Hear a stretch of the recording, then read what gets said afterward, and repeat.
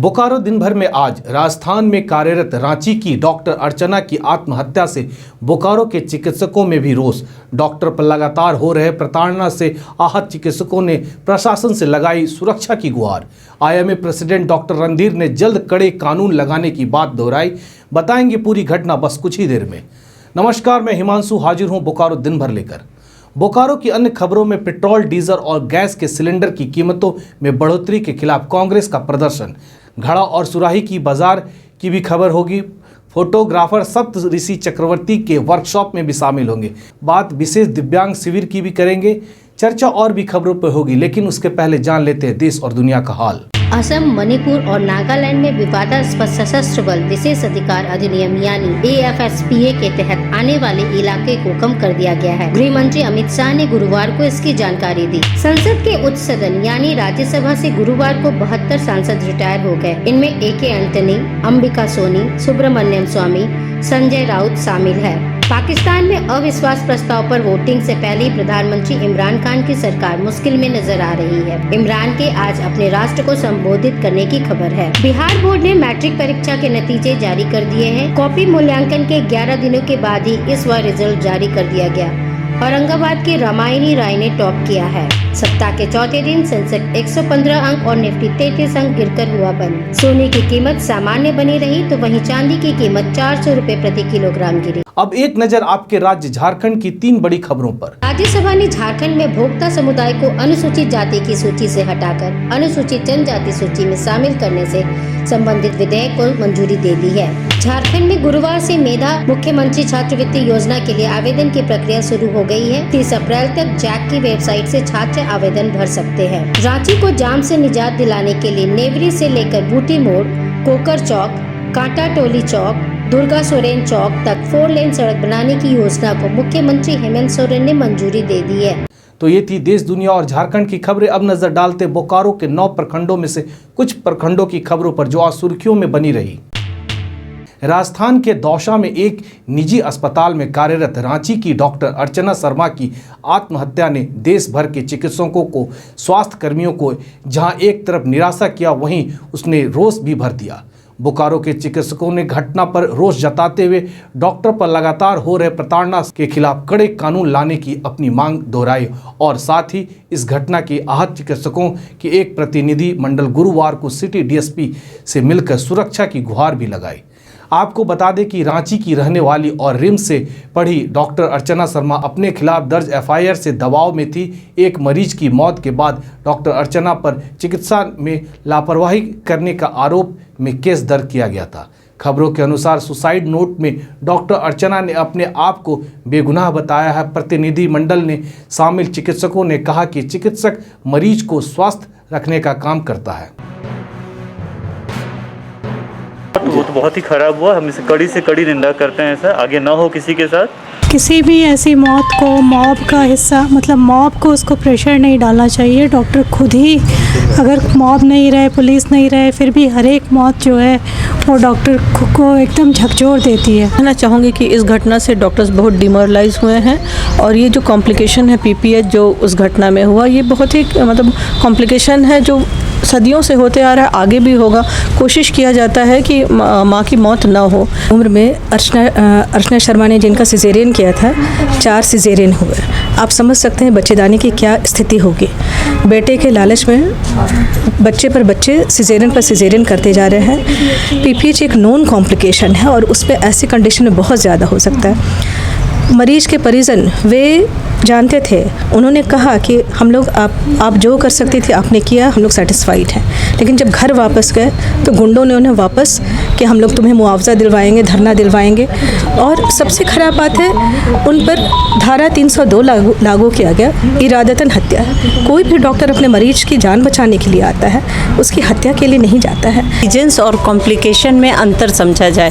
हर चीज़ को कह दिया जाता है कि डॉक्टर नेग्लिजेंट है, लेकिन डॉक्टर नेग्लिजेंट नहीं है। कॉम्प्लिकेशन से जो मौत होती है उसके लिए आप लोग प्रॉपर वे में आइए। हमारे पास जब भी कोई सीरियस पेशेंट आती है, ऐसे इंसिडेंट फिर दिमाग में आते हैं। ये पेशेंट सीरियस है, मैं इसको कोशिश करने पे इसकी जान बचाई जा सकती है, नहीं जा सकती, लेकिन ऐसे इंसिडेंट होते तो फिर लगता है कि नहीं अगर कुछ होगा पेशेंट को तो फिर मॉब इकट्ठा होगी, वो हमें फिर हैरेस करेंगे। इसलिए सोसाइटी के लिए ये सब इंसिडेंट बहुत ही डिटोरिएटिव है कि फिर कोई ऑब्स्टेट्रिक्स में एक लाइन लिखा हुआ था, ऑब्स्टेट्रिक्स इज ब्लडी बिजनेस। ये लाइन अभी हम लोगों को लगता है ये एकदम सच है। डिलीवरी के समय ब्लीडिंग कभी भी हो सकती है, एक नॉर्मल डिलीवरी में भी, सिजेरियन के बाद भी। नॉर्मल डिलीवरी के बाद भी हम लोग छोड़कर जाते हैं, थोड़ी देर के बाद पता चला मैडम इसको बहुत ब्लीडिंग हो रहा है, फिर आते हैं, फिर देखते हैं अचानक से बच्चेदानी सिकुड़ना बंद करता है, रिलैक्स हो जाता है, नहीं सिकुड़ता है। बहुत कोशिश करते हैं हम लोग, कभी कभी बच्चेदानी को कभी कभी माँ की जान बचाने के लिए हम लोगों को बच्चेदानी भी काट के निकालना पड़ जाता है। तो ऐसा नहीं कोई मेरा धंधा है, ऐसा नहीं है, हम लोग ऐसा जानबूझ के नहीं करते हैं। हम लोग कभी कभी माँ को बचाने के लिए इस स्टेज तक भी जाते हैं। हो सकता है कॉम्प्लिकेशन हो ही सकता है, और ब्लीडिंग जिसको पीपीएच कह रहे हैं, पोस्टमार्टम हेमरेज, ये एकदम नॉन कॉम्प्लिकेशन। और हर गायनिकोलॉजिस्ट के लिए ये जो दुःस्वप्न कहते हैं वो दुःस्वप्न है। अगर रात में भी पेशेंट आई तो हम लोग को ये डर लगा रहता है ब्लीडिंग हो सकता है, ब्लीडिंग एकदम हो सकता है। लेकिन जो पब्लिक अभी जिस तरह से रिएक्ट कर रहे हैं, जिस तरह से हम लोगों के ऊपर इल्ज़ाम लगा देते हैं कि पहले क्यों नहीं बताया, पहले ये क्यों नहीं किए, वो क्यों नहीं किए, तो आजकल हम लोग क्या कर रहे हैं, जरा भी लगता है कि अच्छा इसमें आगे जाके कॉम्प्लिकेशन हो रहा है, रिफ़र कर देते हैं।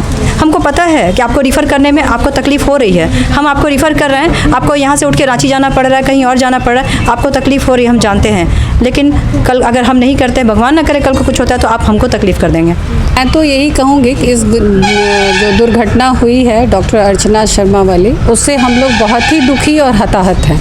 मोरली बहुत डिप्रेस लग रहा है कि पेशेंट्स के इतना 20 साल प्रैक्टिस के बाद भी लग रहा है कि हम लोग पेशेंट के लिए दिन रात ये करना, और कॉम्प्लिकेशन तो part and parcel of practice है। हर डॉक्टर अपने पेशेंट का कभी बुरा नहीं चाहता है, और हम लोग गायनेकोलॉजिस्ट एक साथ 2-2 पेशेंट्स देखते हैं, माँ और उसके गर्भ में पलता बच्चा, तो हम लोग किसी का घर बसाते हैं, किसी का घर उजाड़ने के लिए नहीं है। ये डॉक्टर अर्चना शर्मा का जो अभी दर्दनाक हादसा हुआ है, जिसमें उन्होंने under great stress suicide commit किया, बिकॉज उनके हॉस्पिटल में एक गर्भवती औरत ब्लीडिंग से एक्सपायर कर गई। हम लोग सब जानते हैं कि प्रेगनेंसी में कॉम्प्लिकेशंस हो सकते हैं। इनफैक्ट इंसान इज़ नॉट अजर अमर नहीं होते हैं, और बीमारियां होती ही हैं, बहुत ठीक हो जाते हैं, बट कुछ तो हमेशा कैजुअल्टीज़ रहते ही हैं। तो अगर किसी भी डेथ का इस तरह से रिएक्शन होता है, एक मॉब का इफेक्ट होता है फ्रॉम वेरियस क्वार्टर्स, मतलब अगर एक डॉक्टर को हर एक क्वार्टर से प्रेशराइज किया जाता है, तो इट बिकम्स वेरी डिफ़िकल्ट कि डॉक्टर्स लोग एक ऑनेस्ट और एक सिंसियर प्रैक्टिस करें। तो प्लीज़ आज का ये डॉक्टर, आज हम लोग ने डीएसपी साहब से बात किया था कि जो इस तरह से मॉब वायलेंसेस होते हैं और अगर कुछ इस तरह से हादसा होता है तो डॉक्टर्स की सिक्योरिटी के लिए क्या कर सकती है पुलिस डिपार्टमेंट, और उन्होंने बहुत ही पॉजिटिव रिस्पांस दिया है। उन्होंने अपना एक हेल्पलाइन नंबर दिया और बोला है कि अगर ऐसा कुछ भी प्रॉब्लम होता है तो डायरेक्ट कॉल करें और हमको पहले ही इन्फॉर्म कीजिए। दुर्भाग्यपूर्ण घटना कह सकते हैं कि कोई भी चिकित्सक किसी भी रोगी के साथ कभी भी इस तरह का व्यवहार नहीं करे जिससे उनका रोगी को नुकसान हो या रोगी का मौत हो। चिकित्सक हमेशा उसको बचाने का ही प्रयास करते हैं। उसमें कहीं ना कहीं डॉक्टर की बहुत बड़ी चूक कोई मान ही नहीं सकते हैं, और यदि ऐसी बात कभी होती है तो जो जिस तरह का विरोध प्रकट करते हैं परिवार के सदस्य लोग, ये बहुत ही दुर्भाग्यपूर्ण है। और इसके वजह से क्या हुआ कि वो हमारी चिकित्सक इतनी दबाव में आई और विदाउट एनी इन्वेस्टिगेशन जिस तरह से उन पर एफआईआर किया गया, विदाउट मेडिकल बोर्ड गठित किए हुए वहाँ की प्रशासन उनके ऊपर दबाव डाली, जिसके फलस्वरूप इतनी दबाव में आने के बाद चिकित्सिका ने अपनी प्रतिष्ठा को अपने ऊपर लेके और इस तरह की जो कदम उठाई, ये बहुत दुर्भाग्यपूर्ण है। चिकित्सक जो हमारे झारखंड की हमारी जूनियर हुआ करती हैं रिम्स की, चूँकि मैं भी रिम्स का प्रोडक्ट हूँ, और वो जूनियर रही हैं और बहुत अच्छी स्टूडेंट रही हुई थी थ्रू आउट, जैसा उनका कैरियर देखा। प्रशासन क्या यहाँ सरकार से हमारी हमेशा मांग रही है कि मेडिकल प्रोटेक्शन एक्ट लागू किया जाए, जिससे कि चिकित्सकों का मनोबल बढ़े और काम कर सके। अभी विगत 1-2 दिन से जो न्यूज़पेपर में के माध्यम से और समाचार के माध्यम से जो राजस्थान में एक डॉक्टर अर्चना शर्मा नाम की जो है वो सुसाइड कर ली है, उसी के संबंध में इन लोग का भी एक चिंता था कि हम लोग बोकारो में काम कर रहे हैं और डॉक्टर का प्रैक्टिस कर रहे हैं, तो यहाँ पे हम लोगों को भी सुरक्षा इस प्रकार से पुलिस के द्वारा प्रशासन के द्वारा किया जाए। इस संबंध में ये लोग एक फॉर्मल मीटिंग के लिए एक टीम आई हुई थी, तो उसमें हम लोगों का सकारात्मक मीटिंग रहा और इसमें हम लोग भी डॉक्टर्स जो है अपने पूरे जो उनका प्रैक्टिस है वो सुचारू रूप से करें और अपना हम लोग की तरफ से जो हो सकता है हम लोग सुरक्षा देते हैं और इसका हम लोग सकारात्मक पक्ष भी रखें। पेट्रोल, डीजल और गैस सिलेंडर की कीमतों में लगातार हो रही बढ़ोतरी के खिलाफ कांग्रेस ने केंद्र सरकार के खिलाफ आंदोलन शुरू किया है। इसी कड़ी में बोकारो जिला कांग्रेस कमेटी के अध्यक्ष मंजूर अंसारी की अगुवाई में बोकारो में कांग्रेस कार्यकर्ताओं ने तेल गैस के बढ़ते दामों और महंगाई के खिलाफ धरना प्रदर्शन किया।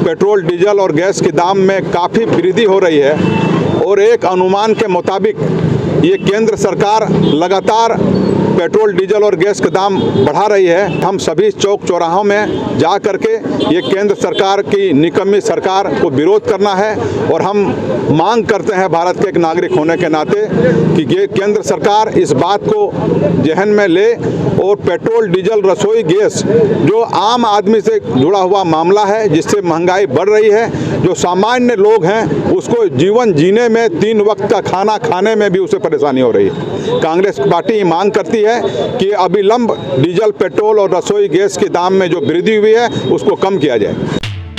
बोकारो में गर्मी का प्रकोप बढ़ते ही घड़ा और सुराही की बिक्री भी तेज हो रही है। बोकारो में चंदन क्यारी से कई कुम्हार परिवार घड़ा, सुराही और पानी ठंडा रखने वाली मिट्टी के कई तरह के बर्तन लेकर बोकारो शहर में पहुंच चुके हैं।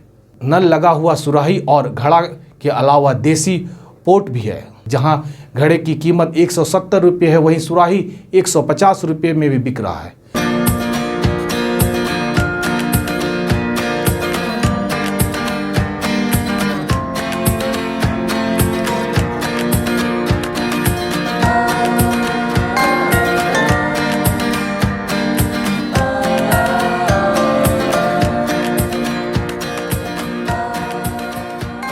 वैसा थोड़ा बहुत, उतना गर्मी के सीजन नहीं है, 2-1 आदमी आता है। बड़ा घड़ा है, सुराही है, छोटा हाड़ी है, कलसा है, बोतल है, ढक्कन है, कलश है, सब समूचा जिनिस है, कढ़ाई है। क्योंकि ये हेल्थ के लिए अच्छा है। फ्रिज का पानी नहीं पीते हैं हम लोग को, यही सुराही का पानी अच्छा लगता है। पर इस साल नया लिए, पुराना सुराही में पीते थे। इसलिए हम लोग है कि हम लोग फ्रिज का उतना ज़्यादा नहीं पीते हैं ठंडा पानी, ताकि शरीर के लिए वो हानिकारक भी होता है। गर्मी से एक पर एक आना और उतना ठंडा पीना, और ये उतना ठंडा नहीं होता है, ये शरीर के लिए सूटेबल होता है। उसमें फ्रिज का पीने पर गला पकड़ लेता है, इसको पीने पर गला नहीं पकड़ता है। गर्मी में ज़्यादा एक पर एक, गर्मी से कहीं से आए तो एक पर एक ज़्यादा ठंडा पानी न पिए, कुछ ठंडा हो करके पिए और नॉर्मल पानी पिए ठंडा, इसके पीने से हम लोग को लाभ है। बोकारो जिला के वेरमो प्रखंड में बुधवार को विशेष दिव्यांग शिविर का आयोजन किया गया। दिव्यांगजनों को प्रमाण पत्र दिया गया। झारखंड सरकार के दिव्यांगजन को unique ID for person with disability UDID card बनाने की योजना के तहत जिला प्रशासन द्वारा सभी प्रखंडों में विशेष दिव्यांग शिविर का आयोजन किया गया। शिविर में मेडिकल बोर्ड ऑन स्पॉट दिव्यांगजनों को प्रमाण पत्र जारी कर रही है। नमामि गंगे परियोजना के तहत बोकारो जिले में गंगा स्वच्छता पखवाड़ा के अंतिम दिन बुधवार को कसमार प्रखंड के गढ़ी कालोबिंदी बांध में स्वच्छता अभियान चलाया गया। इसके तहत स्थानीय लोगों के बीच जागरूकता, साफ सफाई और श्रमदान का आयोजन किया गया। बोकारो जिले में 16 मार्च से 30 मार्च तक गंगा स्वच्छता पखवाड़ा मनाया गया था, जिसके दौरान प्रशासनिक अधिकारियों की अगुवाई में स्थानीय पंचायत समिति और स्थानीय निवासी ने मिलकर नदी, घाट और उसके आसपास के क्षेत्र में सफाई किया। नदियों, तालाब समेत अन्य जल स्रोतों को स्वच्छ बनाने के लिए संकल्प भी लिया। प्रख्यात फोटोग्राफर सप्तऋषि चक्रवर्ती ने वर्कशॉप का आयोजन गुरुवार को बोकारो में किया। झारखंड फोटोग्राफिक एसोसिएशन सेंट्रल के बैनर तले Bokaro district photographer trade association के सहयोग से कैनन इंडिया के द्वारा आयोजित इस वर्कशॉप में बोकारो के प्रोफेशनल छायाकारों ने बढ़ चढ़ कर हिस्सा लिया।